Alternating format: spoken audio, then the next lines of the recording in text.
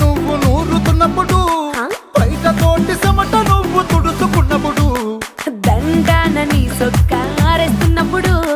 నీ ఒంటి వాసన తెగ గుర్తొచ్చినప్పుడు రెండు చేతులెత్తి చుట్టూ మలిసినప్పుడు జెండు కత్తుకొని పడుకున్నప్పుడు అలసిపోయి నువ్వు ఆవలించినప్పుడు వచ్చుండై ఫీలింగ్స్ వచ్చి వచ్చి చంపేస్తుండై